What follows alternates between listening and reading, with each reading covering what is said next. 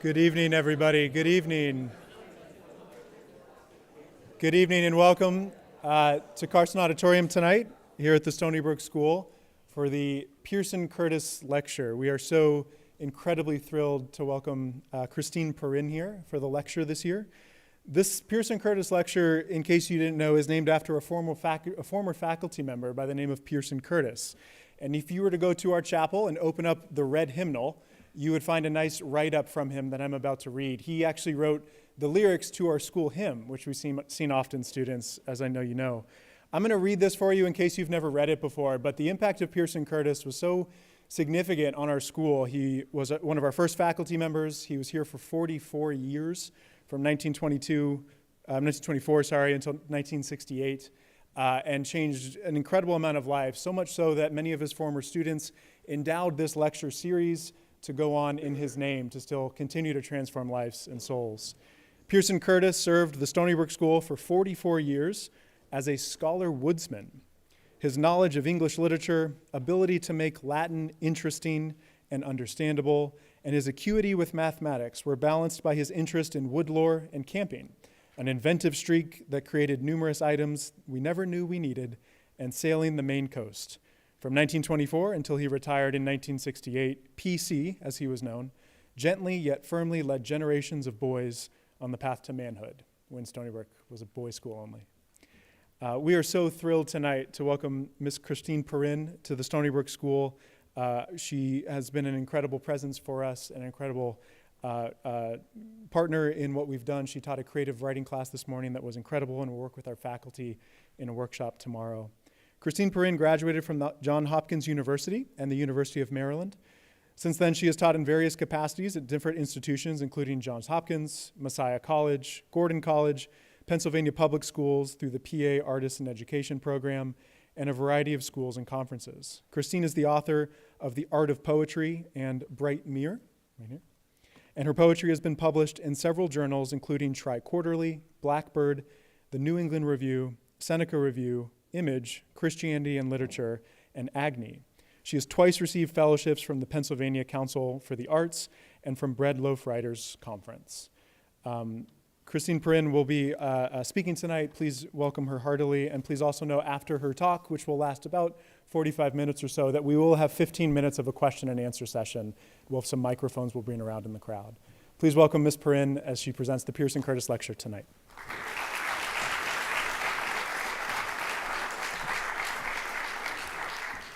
Checking the time because I know what it's like when you're a student and it's a Thursday night. I'm so honored to be here with you and to see all of you here, to know that it wasn't mandatory and you're still here. I enjoyed being with your classmates this morning. They were such good students, and it made me eager for tonight. I want very much to be with you and to build a bridge from where I am to where you are. And of course, I only know so much about where you are. And so I hope that if I miss something, or if something isn't clear, or if I haven't built the bridge, you'll help me by asking good questions that I can repair that with afterwards. I titled this talk, and I guess I better, Seeing Double. Say matter in terms of spirit, and spirit in terms of matter. And I hope that you'll understand what that means by the end of my talk. It was something that Robert Frost said.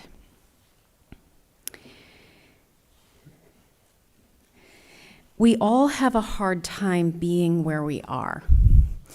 This is now a cliche. We know that the tech giants are keeping their children away from screens. You did a cell phone trial here, and I read the article today in the month of March. We have trouble being present, dwelling, staying in a place. Some of this is technology, for sure. Some of it is our pace and expectation of speed, our alienation from nature, our forgetting of the rhythms of day and night. Yesterday, I found myself listening to the morning prayers that I've recorded and checking my email at the same time. I find this ridiculous. Prayer is almost nothing other than being present with God. And yet there I was trying to multitask. So I want you to know I'm not pointing a finger at you. I'm in the same boat that you're in. You probably want to take your phone out right now to check that text that just buzzed in your pocket. They say that focus is the new IQ, and I know you all care about IQ. Can you guess why? I'm going to pause here for a moment. I want you to turn to your seatmate and say in one sentence why you think focus is the new IQ. Go.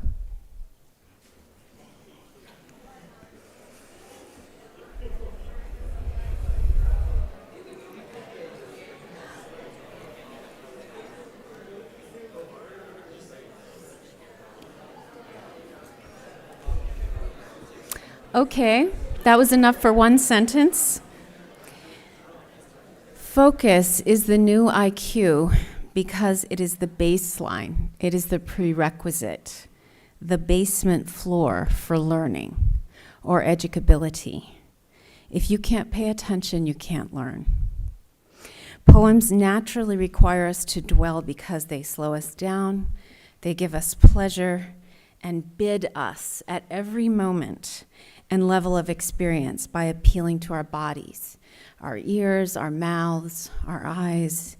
They give us metaphor as a lens to see and know the world by analogy, or to know one thing through another. They help us think about complex and ordinary things in dense, saturated doses.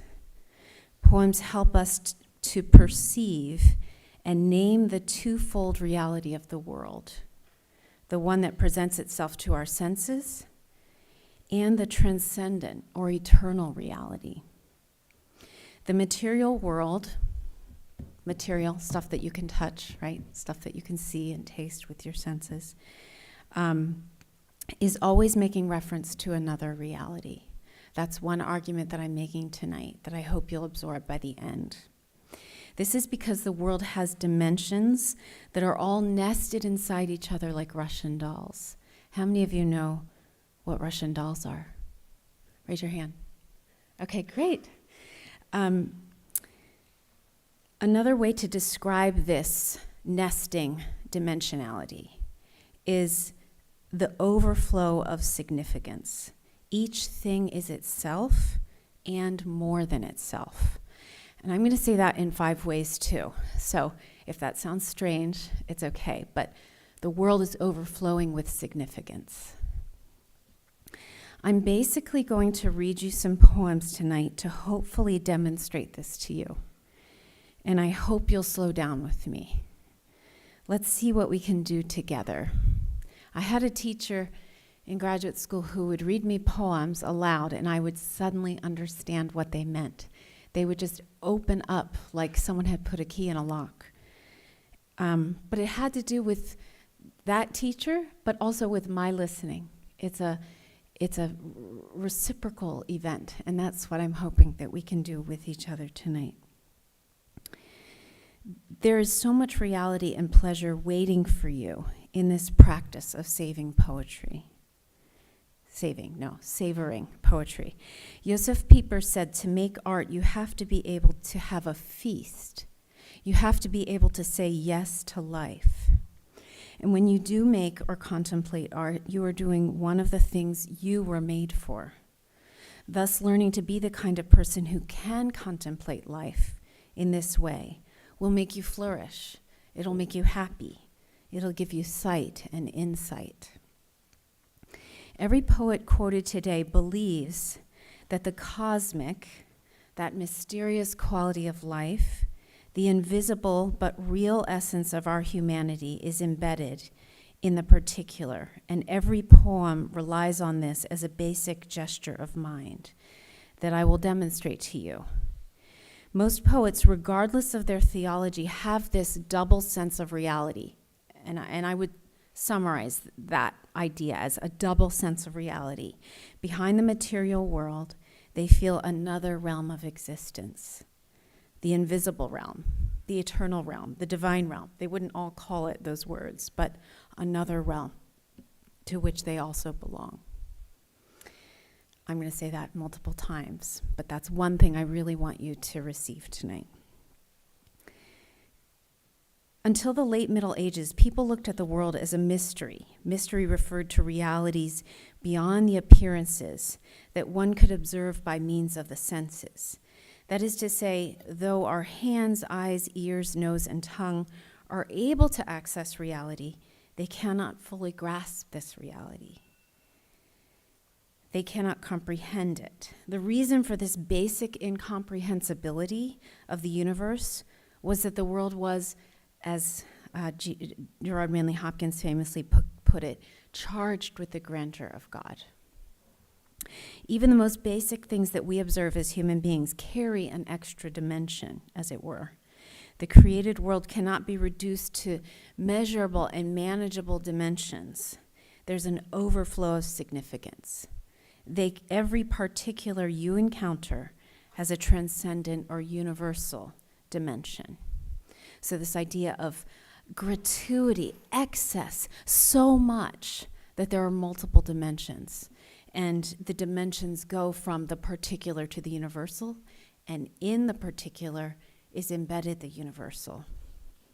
And I'll hopefully make this more clear as we go. William Blake, and this is up on the screen, describes the relationship between the particular and the cosmic this way. To see a world in a grain of sand and a heaven in a wildflower. Hold infinity in the palm of your hand and eternity in an hour. And we'll unpack that as we go. But I want to just keep almost liturgically kind of touching you with the same ideas over and over again in different words so that you can take them in, because I think they're so valuable. I think these ideas have changed my life. They've given me life, and I want to share that life with you. Let's look at some poems to pursue this idea of the relation between the particular and the cosmic. We'll start with Robert Frost. And you have this on your handout as well. Fireflies in the garden. Here come real stars to fill the upper skies.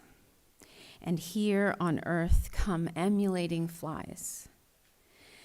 That though they never equal stars in size, and they never really were stars at heart, achieve at times a very star-like start.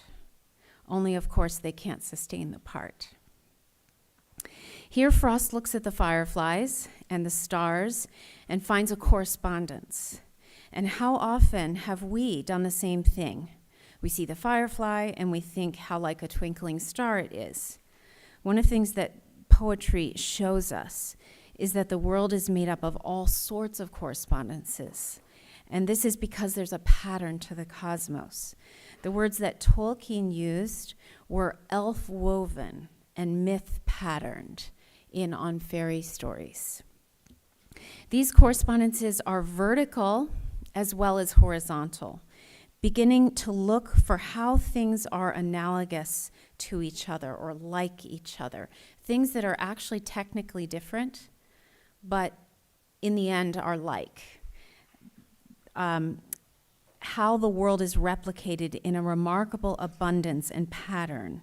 For instance, the feather that looks like a bird's eye and the bird's eye. That's just one tiny little example. The artists mediate this to us. They show us the world's patterns.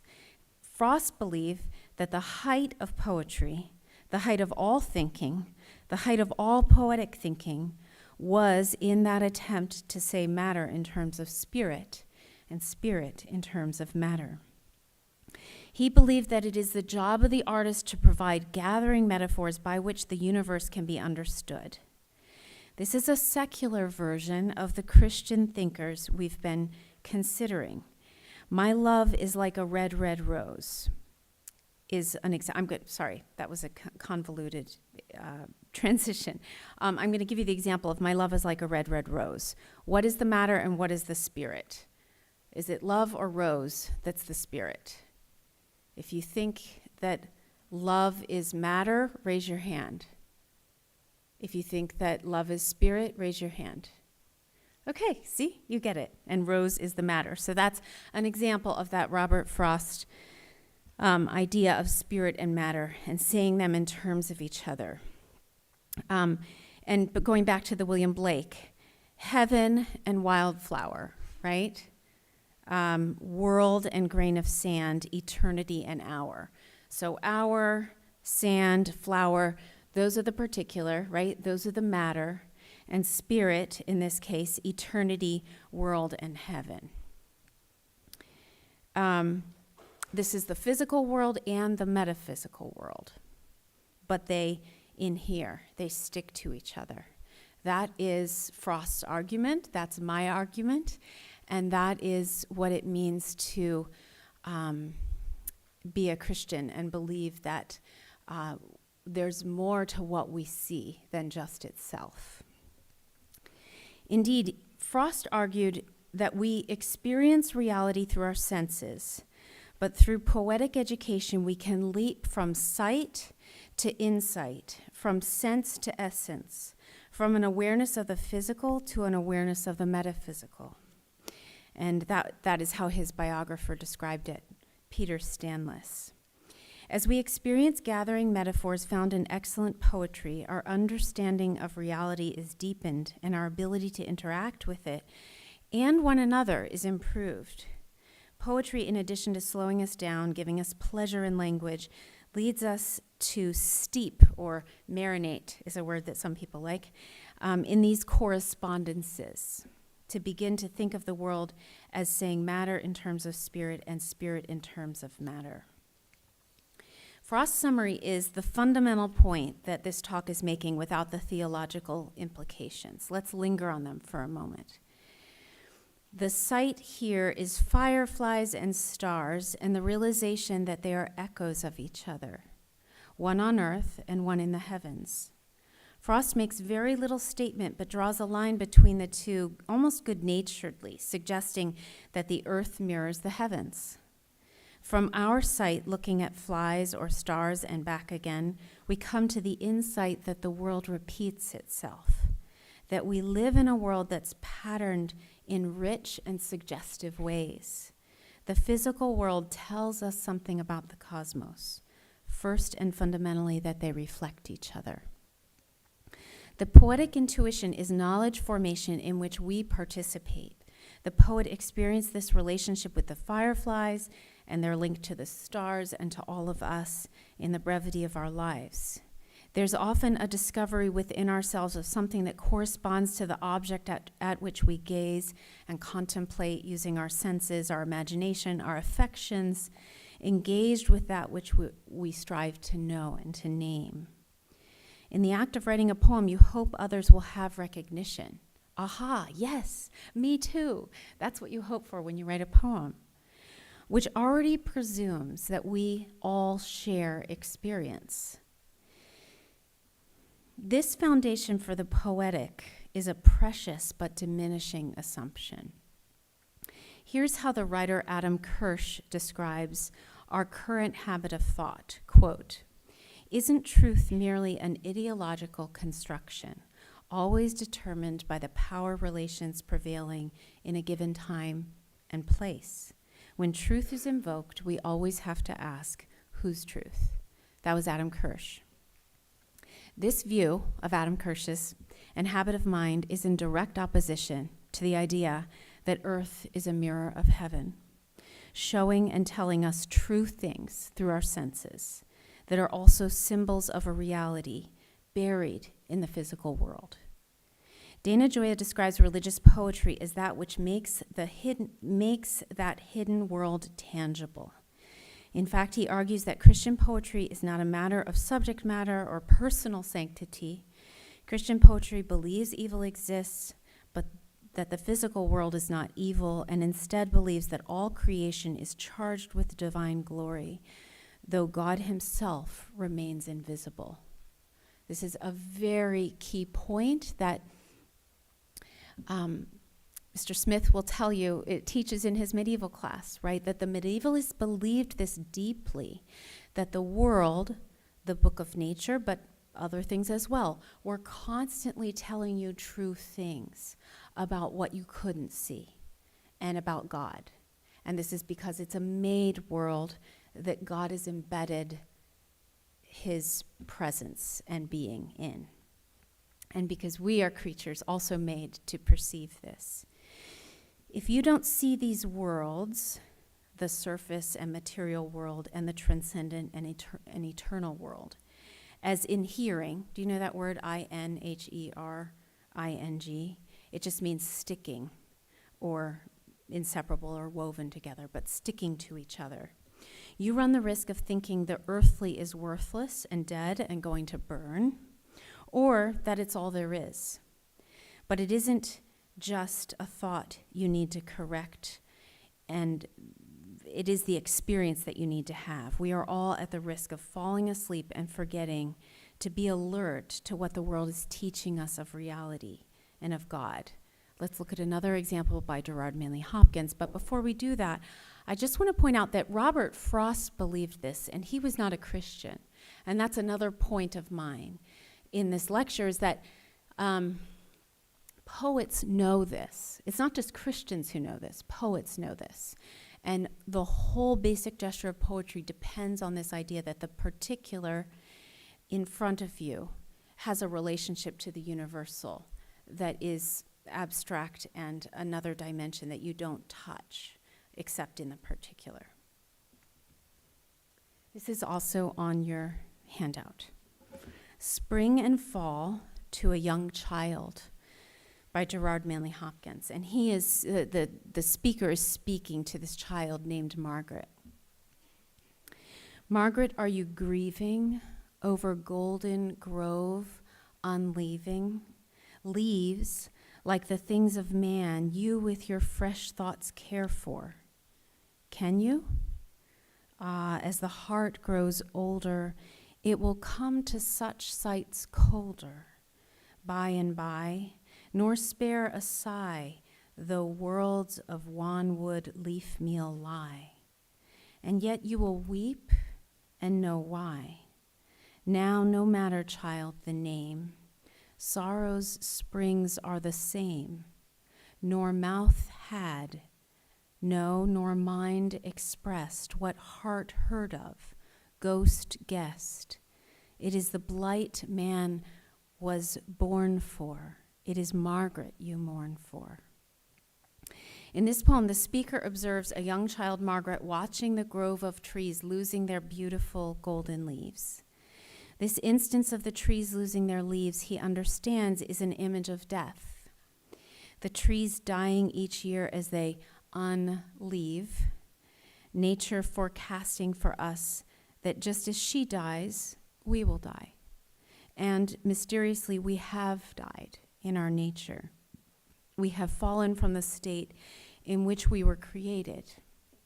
We grow into this knowledge, just as the speaker knows Margaret, the child addressed in the poem, is growing into it and will grow into it. Hopkins sees the world as a Christian and sacramental poet, unlike Frost. Not only that this particular refers to the universal, but that the material is indwelt by God's being. Much of this is buried in the movement of the poem, but you can recreate the movement from particular to cosmic, and I'll do it for you here. Margaret sees trees, and she grieves at the golden leaves falling and drying into brown skeletons. Margaret will do this year after year.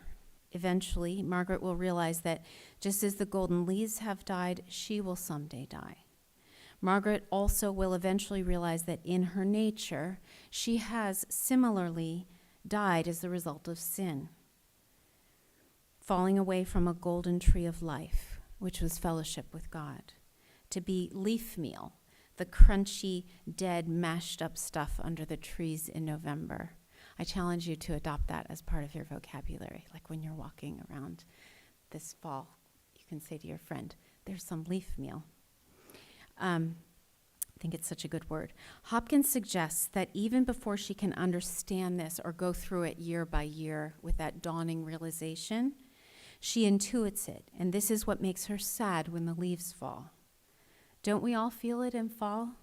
that sense of the year dying and turning toward the dark. We intuit that this particular instance of our trees losing their leaves is significant beyond its science and is not arbitrary. And the sadness we feel is also not arbitrary. Hopkins believes that even the trees cry out and tell us of our beginnings and our future. Not discussed here, but easy to infer, is the fact that the trees also suggest that, like them, we might come back to life in another season. The poem's tone is one of empathy and lament with an edge of hardening. You will come to such sights colder. The tree, nature, the human life, death, the individual human soul, humanity and its death in sin, these particulars correspond to a cosmic reality, the historical redemptive story of humanity. The hidden world is made tangible through the poem, both the hidden world of the intuitions. Why do I feel sad when the leaves fall? Why do I feel sad when the darkness comes on? But also that of the process of death and rebirth and renewal that is deeply embedded in the natural world and that points to resurrection. Is the natural world, the tree, only there for the purpose of symbolizing? Or is its own being good, and as such, its very goodness participating with God, not only when it was created, but now and ongoing? I hope you deeply know that both are equally true and precious. I hope you haven't believed the world as we experience it in our senses doesn't matter. Being nourished by technology and separated from the physical world in many ways, we are at a particular risk for this. Rowan Williams, who's a writer about poetry, says this, and it's a bit high, but I think you'll get it after what we've been talking about. The poet is under the discipline of routinely trying to see one thing through another, and the language of the poem is marked as poetic by such obliqueness. It is at the first level an invitation to see one thing through the lens of an unexpected other. But then at a deeper level, it is a reminder that we are always seeing through the other, that we never see anything in its own isolated terms. There is always more to discover than what we think we see. And this leads us back to that phrase that I used earlier, which is the overflow of significance. He's making the same argument that I am when I use that phrase. He's saying there's always more there and than we think is there. Whether that's the surface of something, the material of something, there's always more, that transcendent reality. Or even that analogy, the brain flower and the brain, the feather that has the bird's eye feather and the bird's eye, this kind of horizontal replication of resemblances. The poet understands his senses correspond to an invisible reality not present to his senses. Death is told to us through the lens of the tree unleaving. I don't think that's a real word, but the leaves falling off. The death of biological life, as well as of our Edenic naturalness and communion with God. Hopkins remembers the discovery and rediscovery we have when we realize we will die and we have died. Our innocence and freshness has died, and the loss this represents is palpable. And my guess is that each of you in this room have felt that loss at some point in your life, which spans something like 15 years, but you're old enough to know that feeling. What is true for Margaret is true for the speaker who sees her, and true for us. As readers, our bodies touch it in this poem. We feel the shortness of things, even in the rhyme scheme, A-A-B-B, where the thing closes almost as quickly as it opened. So you see the rhyme scheme, grieving, unleaving, you, older, colder, sigh, lie, why. You get the idea that this rhyme scheme is very tight, and there's a kind of quick and not sustained anticipation in that.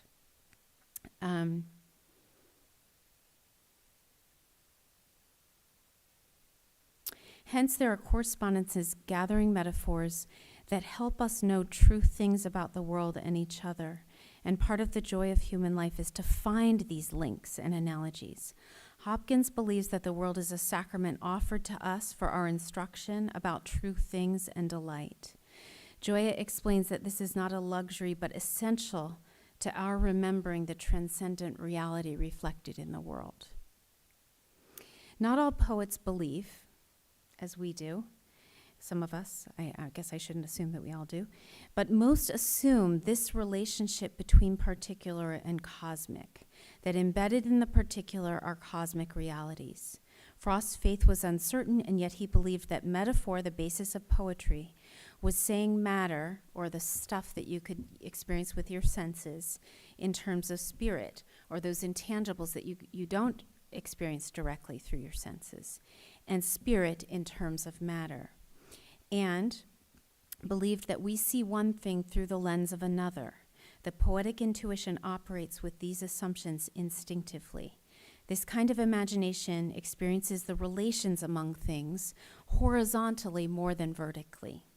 So horizontally being, the flies or the fireflies and the stars. That's a kind of horizontal. It's not related so much to the transcendent, except that the stars have always been transcendent in some way, but it's more implicit. We ought to be alert for new relations among things. The artist mediates these good patterns to us in her art. Let's look at another example of this way of thinking that sees and reads with a poetic consciousness and a sense that the particular leads us to the transcendent, that there are correspondences between what we see and the divine life of Christ. We need to educate this consciousness. I love this ancient hymn that enacts the process of seeing doubly. I think I'll sing it to you, which is a vulnerable risk for me, but I'm going to do it anyway. There we go.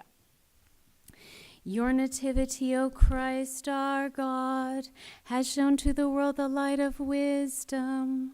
For by it those who worshipped the stars were taught by a star to adore you, the Son of righteousness, and to know you, the Orient from on high. O Lord, glory to you.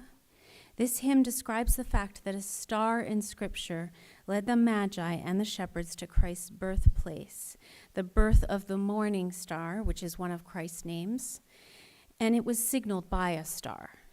We are taught by natural things to see supernatural ones, but we must be in relationship, in harmony with those natural ones, to have genuine access to the supernatural ones.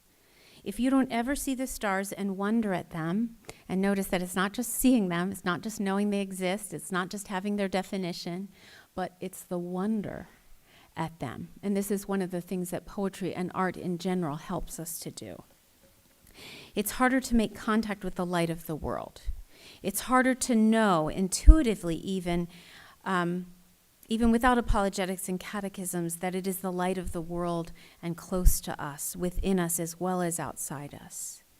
The natural star literally led to the supernatural presence, but the stars lead us all the time. Look at the Webb telescope image. Look at the eclipse this week. Did you guys see the eclipse?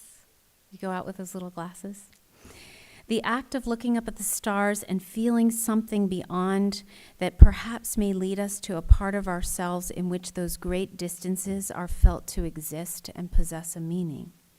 When we see stars that are piercing and remote, we're drawn naturally to think of light, the light of higher realities, or of the angels, or the thoughts of God, or even the stories that the ancients made to describe their design in the sky. And by ancients, I mean ancients, pre-Christian.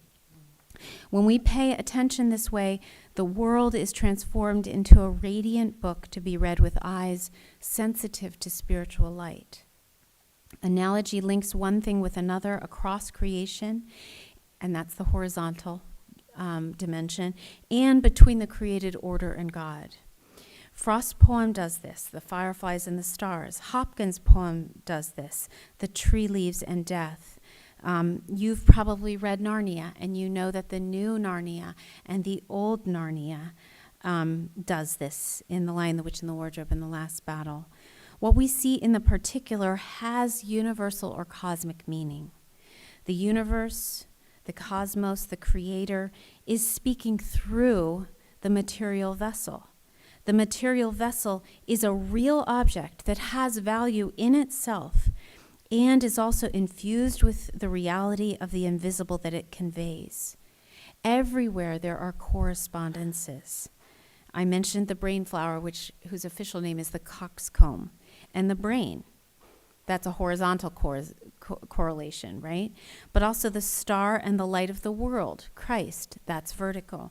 The Star of Bethlehem and Christ, the morning star. The correspondences go in different directions, backward and forward, spirit and matter. Here's the way that Sechla Miłosz says the particular, even the man-made particular, shows forth the cosmic. And this is, I have it on 2 slides, so I'll hopefully remember to switch it, but you have it in your packet. Blacksmith shop. I liked the bellows operated by rope, a hand or foot pedal. I don't remember, but that blowing and blazing of fire and a piece of iron in the fire, held there by tongs, red, softened, ready for the anvil, beaten with a hammer, bent into a horseshoe, thrown in a bucket of water, sizzle, steam. And horses, hitched to be shod, tossing their manes, and in the grass by the river, plowshares, sledge runners, harrows waiting for repair. At the entrance, my bare feet on the dirt floor. Here, gusts of heat. At my back, white clouds. I stare and stare. It seems I was called for this, to glorify things just because they are. Do you hear how bold his claim is? Even the particulars and pleasures of being present and alert to a blacksmith shop and the language that it delivers it to us is an experience that can usher forth the joy of existence of things and of words and of our bodies to sense them and name them. And when you take the medieval class, you'll read Aquinas, and this is a very important thing that Aquinas says, that being is good, that it's better that there's being than not being. And that's something that Miłosz is in dialogue with. It so happens he's also in dialogue with Hopkins' poem Pied Beauty, which you probably know. But this is the great conversation going on across generations. In our time, we're in danger of thinking that information is knowledge, that man is a sophisticated machine with chemically driven appetites.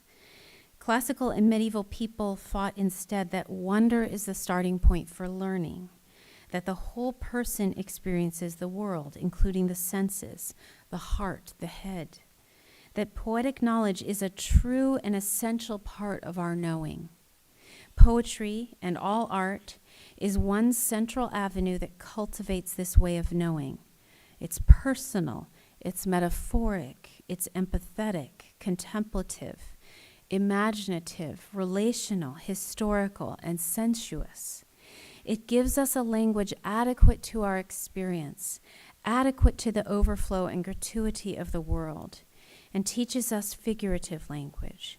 It teaches us how to read and interpret.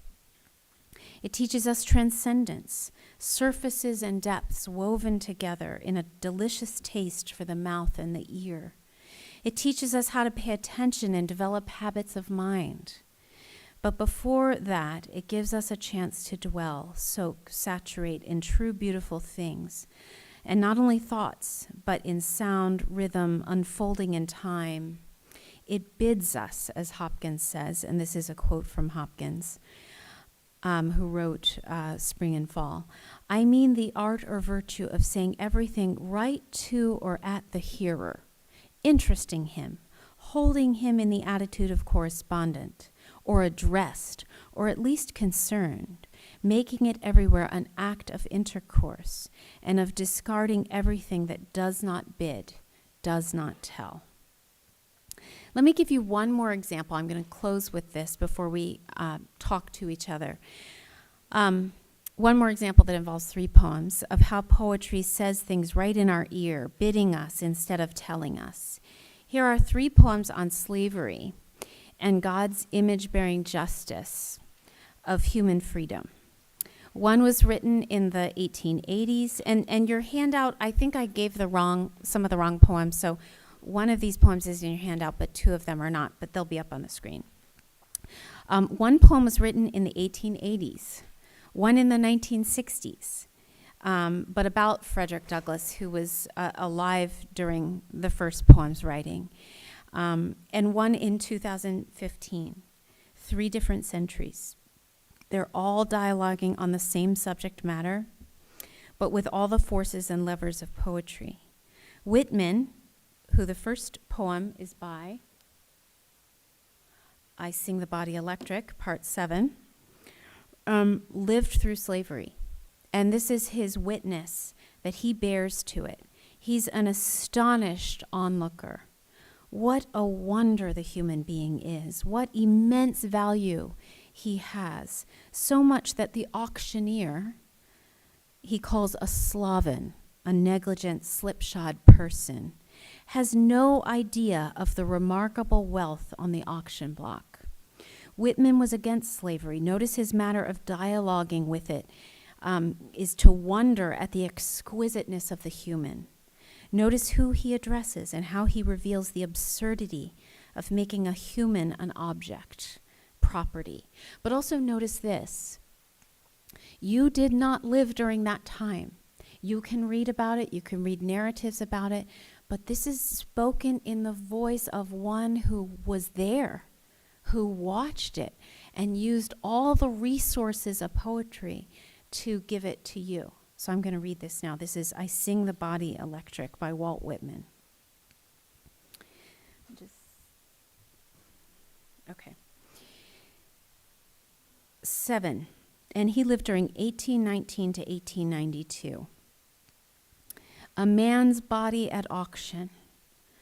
For before the war, I often go to the slave mart and watch the sale. I help the auctioneer. The sloven does not know half his business. Gentlemen, look on this wonder. Whatever the bids of the bidders, they cannot be high enough for it. For it, the globe lay preparing quintillions of years without one animal or plant. For it, the revolving cycles truly and steadily rolled. In this head, the all-baffling brain. In it and below it, the makings of heroes. Examine these limbs, red, black, or white. They are cunning in tendon and nerve. They shall be stripped that you may see them. Exquisite senses, life-lit eyes, pluck, volition, flakes of breast muscle, pliant backbone and neck, flesh not flabby, good-sized arms and legs, and wonders within there yet. Within there runs blood, the same old blood, the same red running blood. There swells and jets a heart. There all passions, desires, reachings, aspirations. Do you think they are not there because they are not expressed in parlors and lecture rooms? This is not only one man. This is the father of those who shall be fathers in their turns. In him the start of populous states and rich republics. Of him countless immortal lives with countless embodiments and enjoyments. How do you know who shall come from the offspring of his offspring through the centuries? Who might you find you have come from yourself if you could trace back through the centuries? The next poem is titled Frederick Douglass, who lived at the same time that Whitman did and suffered as a slave and became a scholar and an abolitionist. The writer of this poem, however, is from the 20th century, and he meditates on Douglass and his legacy, longing for liberty to be worked into the very fibers of the bodies of all, in dialogue with Whitman. He believes that the greatest legacy for this great man will be the lives grown out of his that possess that beautiful, needful thing, freedom. His is one of those lives, and his name is Robert Hayden. You may know the poem, Those Winter Sundays. You know that one? How many of you know that one? Yes. That's his poem as well, Robert Hayden. When it is finally ours, this freedom, this liberty, this beautiful and terrible thing, needful to man as air, usable as earth, when it belongs at last to all, when it is truly instinct, brain matter, diastole, systole, reflex action, when it is finally one, when it is more than the gaudy mumbo-jumbo of politicians, this man, this Douglass, this former slave, this Negro beaten to his knees, exiled, visioning a world where none is lonely, none hunted, alien, this man, superb in love and logic, this man shall be remembered. Oh, not with statues, rhetoric, not with legends and poems and wreaths of bronze alone, but with the lives grown out of this life, the lives fleshing his dream of the beautiful, needful thing.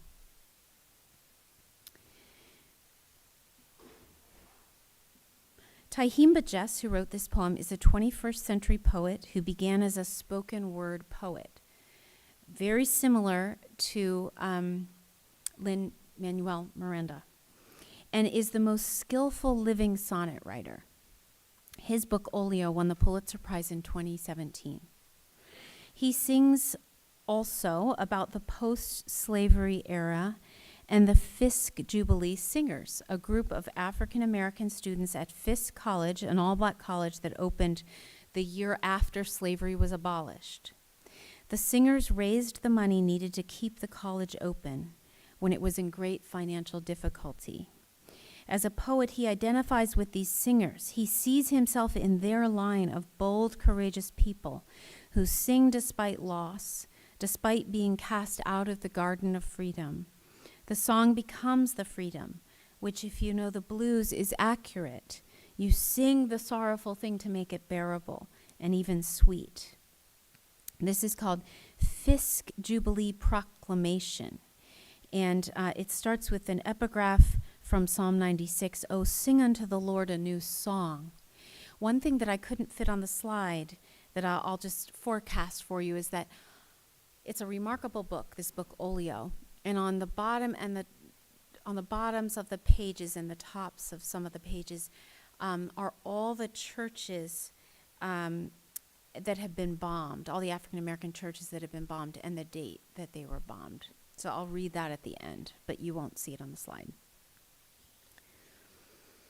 Oh, sing, undo the world with blued song, born from newly freed throats, sprung loose from lungs once bound within bonded skin, scored from dawn to dusk with coffle and lash, every tongue unfurled as the body's flag, every breath conjured despite loss we've had, bear witness to the birthing of our hymn from storied depths of America's sin, soul-worn psalms blessed in our blood, through dark lessons of the past struggling to be heard. Behold the bold sound we've found in ourselves that was hidden, cast out of the garden of freedom. It's loud and unbeaten, then soft as a newborn's face, each note bursting loose from human bondage. Fulton Street, M.E. Church, Chicago, Illinois, 1927. Second Baptist Church, Detroit, Michigan, 1930. Macedonia Baptist Church, Egg Harbor City, New Jersey, 1935. Mount Methodist Church, Henderson, North Carolina, 1940. Negro Methodist Church, Loganville, Georgia, 1947. While we don't have time to explore these poems as fully as the earlier ones, I want you to see the remarkable dialogue these three poets are engaged in. I am certain that these poets read each other's poems, and it was chronological. Hayden read Whitman, Jess read Whitman and Hayden, and loved them. I'm certain they bore many of the same burdens, even felt them in their bodies. Look how bodies are mentioned in each one. I venture to say, you've never heard our national wound discussed so movingly and aptly.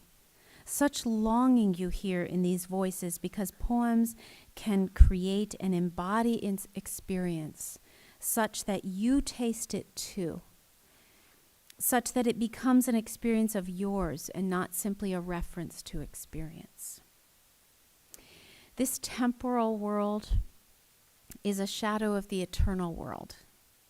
Learning to love the gratuitous beauty and goodness that presents itself to us in the physical world and overflows with significance, and also to love what it mirrors, will protect us, will give us an intimacy with it, will make us alert to correspondences and cold to the idea that nothing is real or true but constructed. Poetry helps us to dwell and to bind our hearts even to God. Thank you.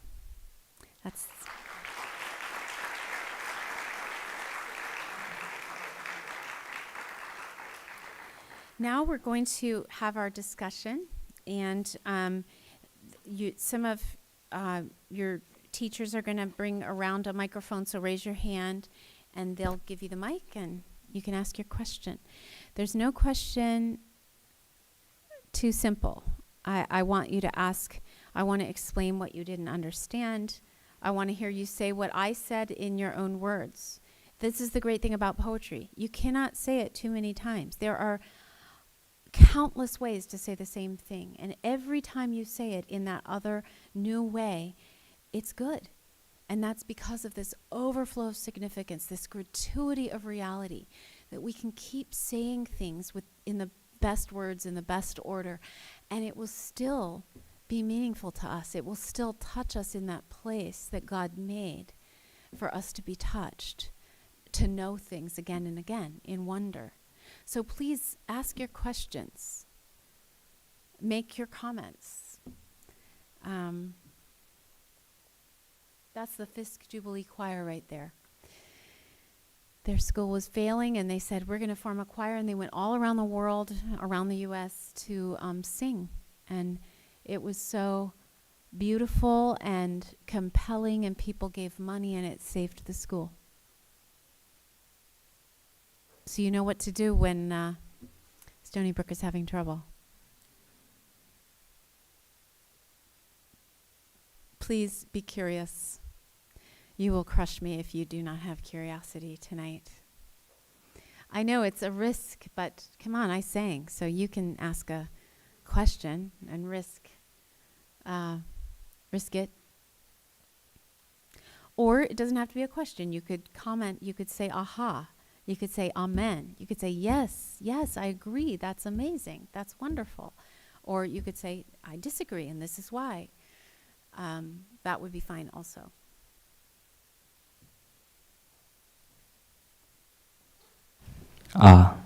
That's loud. When did you first have your first interaction with God?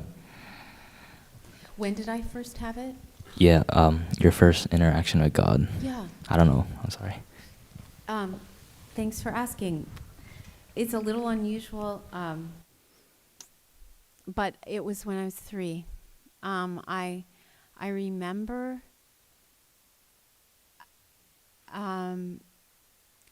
I remember feeling the need to repent. I remember feeling the need to make things right with God. somehow. I don't know how I said it, but I was crying and I asked my parents to help me. And it was nighttime, so I was, I guess lying there and thinking about things. I was wearing a purple bathrobe. It was like lavender with rainbow colors on the button area. So I remember it as a physical memory, but that was my first experience.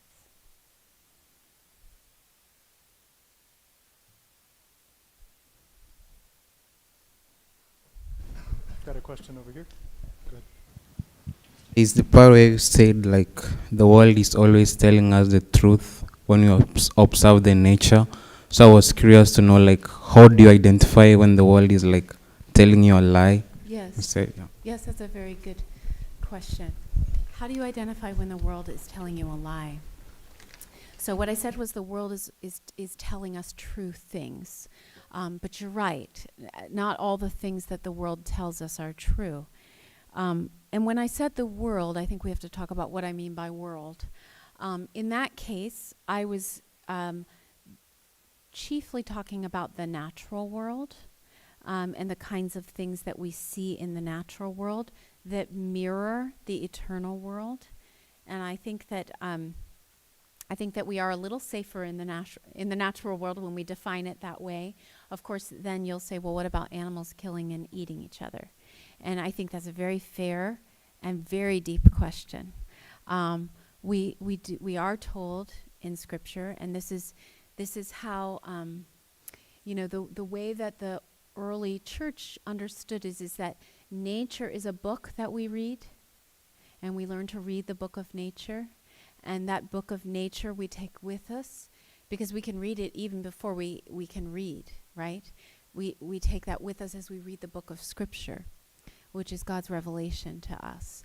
And so I think there is a sifting process that goes on even when we read the book of nature, right? Because we understand that we are told that the lion and the lamb will lie down with each other and the child will play with the snake, which is one that really gives me the heebie-jeebies. I hate that line. I don't want children playing with snakes. But anyway. And so we're always sifting this reading and interpretation with the other things that we know of God. But I think the main point there is that what I want to say is that what Adam Kirsch said is not true. It is not true that everything is constructed.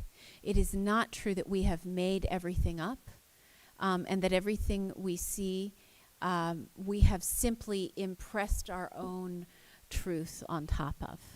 And so that's the chief point that I'm making when I say that the world tells us true things, the book of nature tells us true things, and that these correspondences, and I think that would be another layer of litmus test, right? Where you would say, well, are there correspondences? Am I seeing this anywhere else? Is this replicating itself across horizontally and also vertically, with revelation, for instance, with Scripture and what we know, with tradition and what we know of the way in which the church fathers and mothers and the Scripture and Christians throughout the ages have understood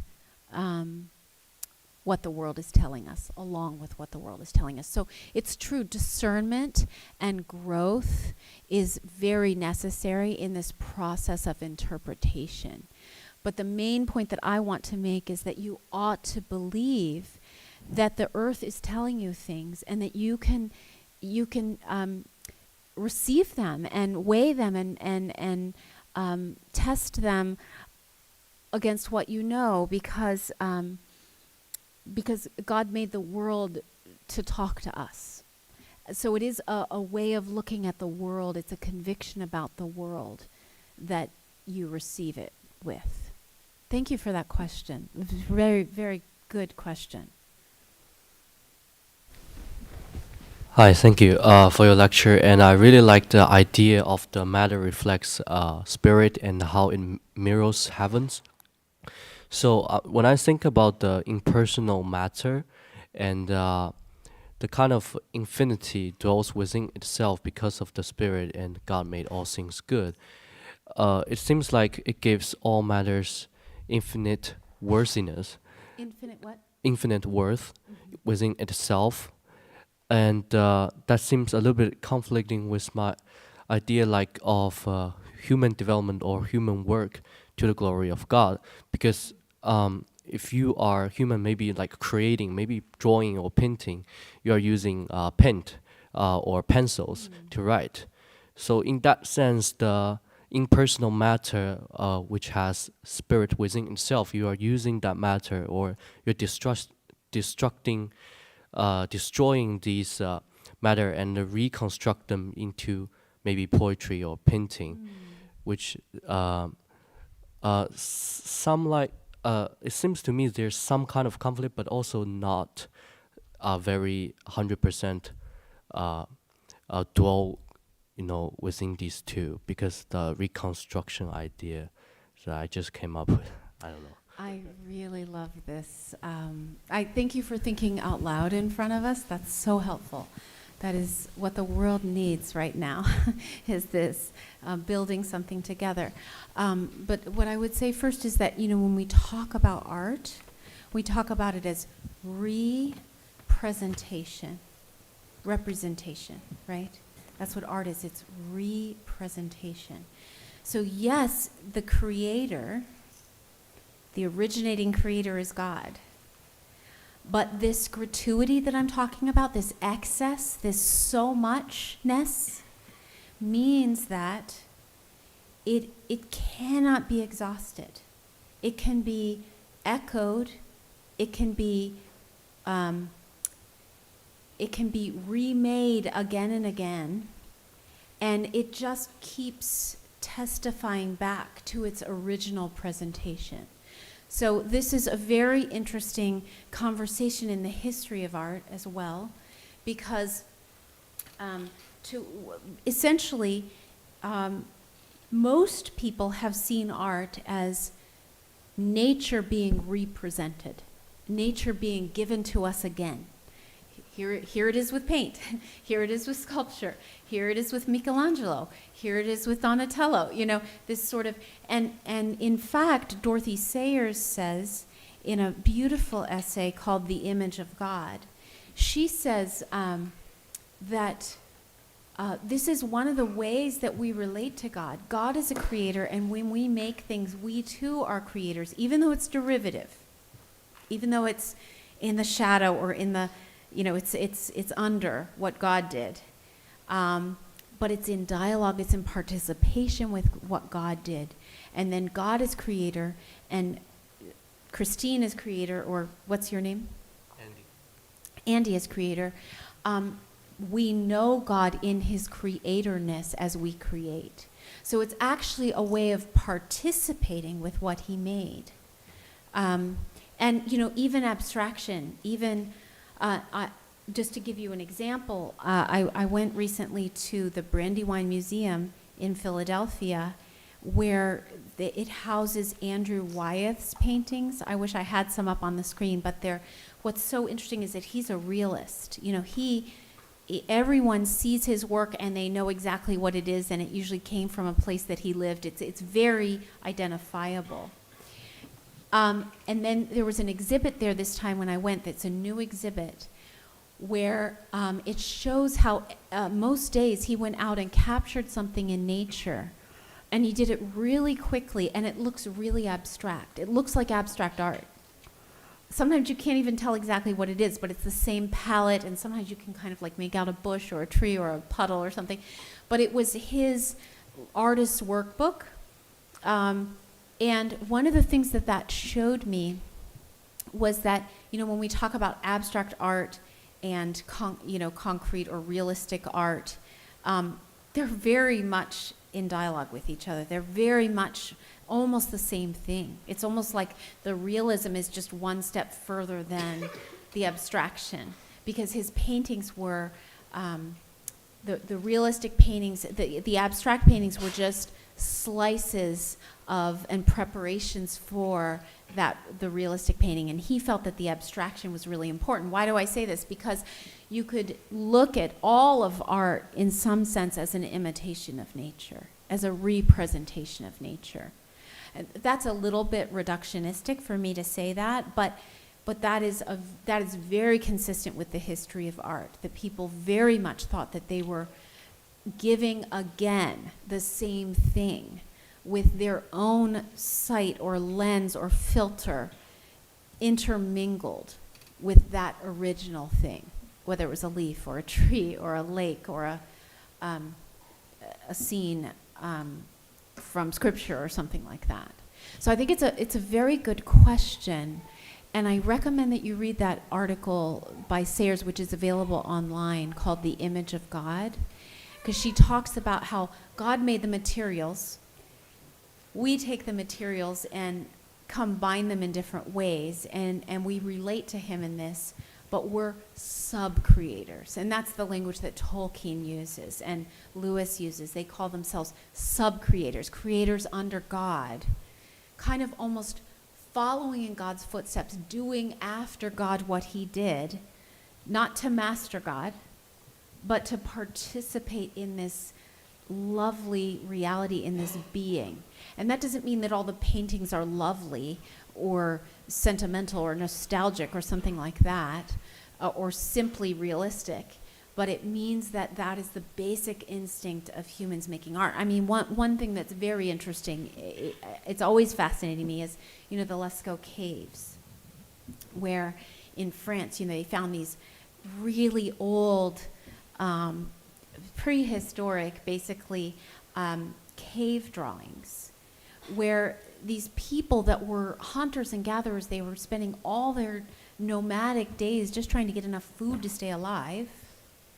And then they went into the caves and they had fire. They had someone holding the fire so that they could represent the animals that they killed to eat.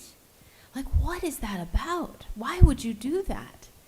And the Christian answer is, you would do that because God gave you an imagination and a desire and the faculty to participate with him, to do what he did in that small way, not the same thing, but in a small way, to be in his image.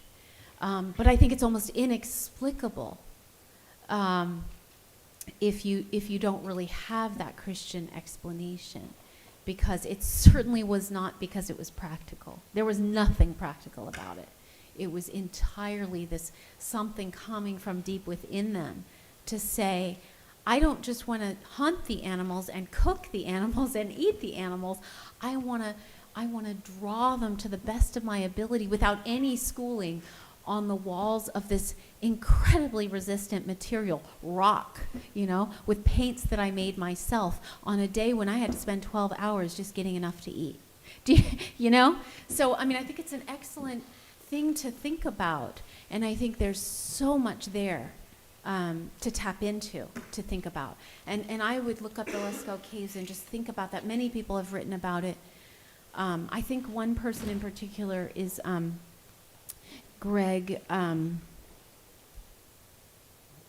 Wolf, who started Image magazine, has written about the Lascaux caves in a very interesting way. Thank you. These are such good questions. If that's okay. Hi, I'm over here. So my question is, could you please define beauty? Oh. Well, how long can you go without food? I don't think I can. I will say that, we believe that there are three transcendentals, right? There's goodness, beauty, and truth. We believe that those three transcendentals are in a dance with each other. That the truly beautiful thing is good. That the truly good thing is beautiful. That the truly true thing is good and beautiful. So that's one fundamental thing I would say, that they have a relationship to each other. Another thing I would say about beauty is that beauty replicates itself, because it creates in us this response that we've been talking about. And so it is gratuitous. It is replicating. It's generative. Beauty speaks to you and you make beauty. I mean, this is why we have children, right? The children, they come from love. Even when there's no love, the bodies are loving, right? And they create children. There's a sense in which beauty can't help but spill out and make more of itself. So that's another thing I would say about beauty. I would say that there's a subjective and an objective aspect to beauty, and I think that's very hard to parse out and very hard to understand. But there is something there's something consistent across beauty that has nothing to do with us, and then there's something about our response that is allowed to participate in that consistency. I would say that I would encourage you to ask your friends what they're like, to have this conversation in the dining hall. What is your earliest memory of beauty? And I think you will find that most people had a response to beauty as early as they had language, or even before. And that is just to say that this is deeply embedded in us, and that we all have a sense of it. We all have a response to things, to say that is beautiful, that is not beautiful. Beyond that, I don't think I can say too much more, except I would also say that I think that it is beauty that leads us to truth and goodness. And I think that we ought to be more involved with it. I'll just tell you one little anecdote, which is that I've gotten a chance to teach in Orvieto, Italy, before, to college students. And I found myself coming home from Orvieto, Italy one time, but it happened regularly, because I'd be there for a month and I wouldn't use a car, and I'd go to the market and those kinds of things. And once I went to BJ's. Do you know what BJ's is? It's like Costco, with my son after I went to Italy, and I got back in the car and I just started crying. And he said to me, "Mom, I think maybe you shouldn't go to BJ's for a while." But there is something about, after that, what I decided was, one of the things that I love about Italy that is accessible to me here is that I am constantly cultivating the experience of beauty. So I'm consciously going to places, looking at art, meditating on it, thinking about it, hearing beautiful things, seeing beautiful things, taking time to contemplate. And so then that caused me to purpose to do it here. And I had to do it in different ways, because it's not like every, street corner there's a piece of sculpture the way it is there. But I did start to cultivate it. And I found that in general, my human restlessness, which is something that I think we all have, and we always will have it, but to greater or lesser degrees, and it really addressed my restlessness. And I would say that that's one of the reasons that I wanted to talk to you all tonight, and that I really hope that you can take something with you, that you were really made for this beauty. You were made for this kind of thing, for verbal art, for visual art, for music. And if you don't have it in your life, you are missing it, whether you know it or not.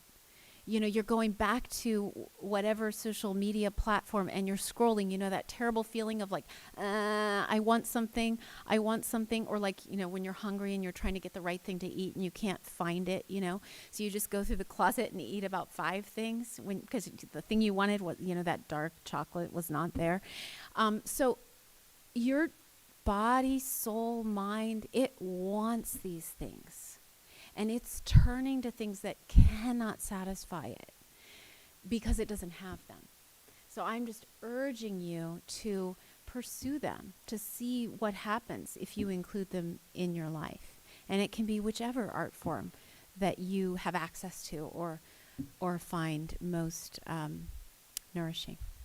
Thank you for that question. Thank you for them all. It was really wonderful to be with you.